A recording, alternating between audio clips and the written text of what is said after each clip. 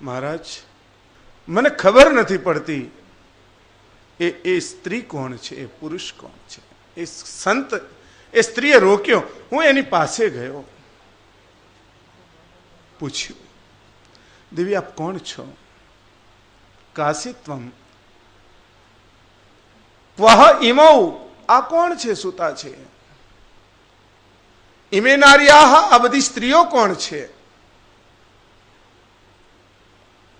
અહમ ભક્તિ રીતિ ખ્યાતા, મહારાજ મારું નામ ભક્તિ છે. આ મારા બે દીકરાઓ, આનું નામ જ્ઞાન, આનું નામ વૈરાગ્ય. અને આ બધી જે સ્ત્રીઓને જોવો છે ને, આ ગંગા છે, આ યમુના છે, આ ગોદાવરી છે, આ સરસ્વતી છે, મારી સેવા માટે આવી છે. હું દ્રવિડ દેશની અંદર ઉત્પન્ન થઈ, ઉત્પન્ના દ્રવિડેશાહમ. વૃદ્ધિ કર્ણાટકે ગતા, કર્ણાટકમાં ગઈને ત્યાં મારી વૃદ્ધિ થઈ. ક્વચિન મહારાષ્ટ્રે, થોડી થોડી મહારાષ્ટ્રમાં આવી ત્યારે મને પોષણ મળ્યું. પણ ગુર્જરે જીર્ણતાંગતા, જ્યારે હું ગુર્જરમાં ગઈ ત્યાં હું જીર્ણ થઈ ગઈ, વૃદ્ધ થઈ ગઈ. અને જીર્ણ થઈ એટલે આપણને બધાને ખબર હોય કે ભક્તિ કરવી જોઈએ, આવું કરવું જોઈએ, બધા બોલે ખરા પણ કોઈ કરે નહીં.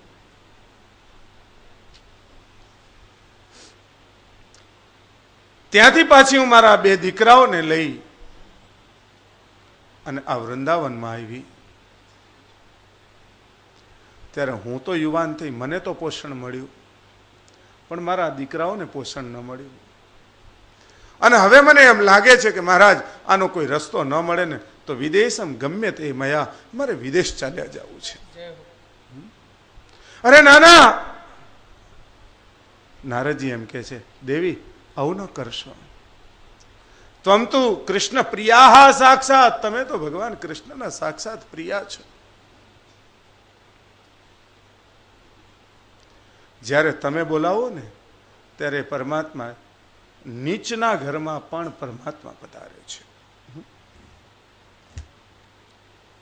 જ્યારે તમારું આવાહન થાય ત્યારે ભગવાન વિચાર કર્યા વગર ગમે એના ઘેર આવે છે.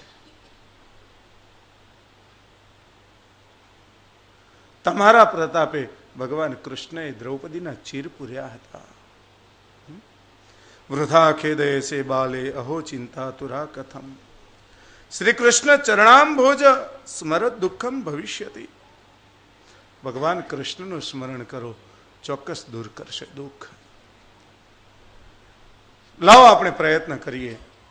નારદ મુનિએ હાથની અંદર જળ લીધું, ગીતાજીના કેટલાક સૂત્રોને બોલ્યા અને જળનો છંટકાવ કર્યો.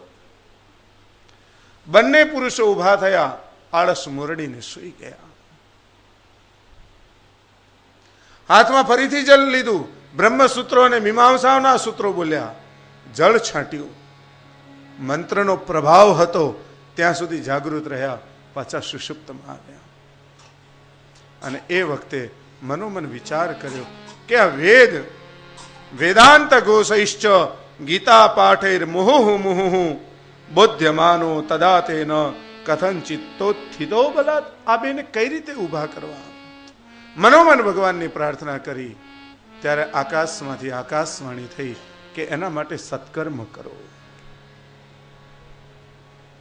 મહારાજ સત્કર્મ કરો એમ તો કહ્યું.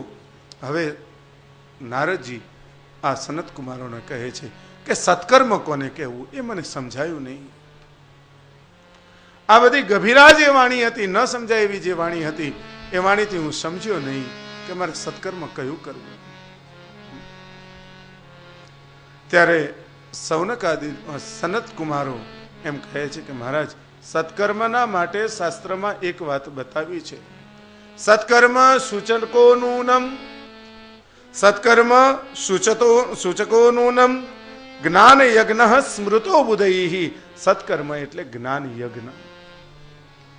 અને જ્ઞાન યજ્ઞમાં પણ કયો?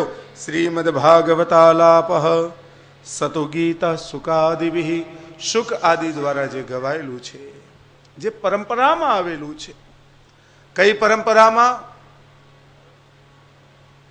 તો કે જે બ્રહ્મનું જ્ઞાન બ્રહ્માએ બ્રહ્માને આપ્યું, બ્રહ્માએ નારદજી તમને આપ્યું, તમે વેદવ્યાસજીને આપ્યું, વેદવ્યાસજીએ